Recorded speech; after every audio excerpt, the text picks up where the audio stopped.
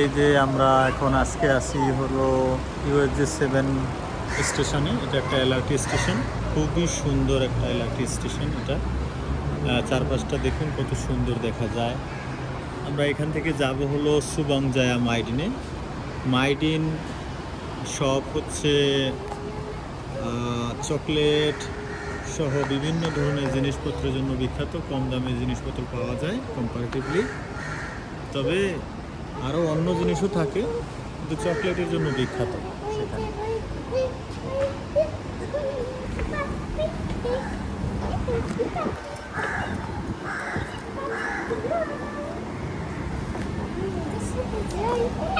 Papa.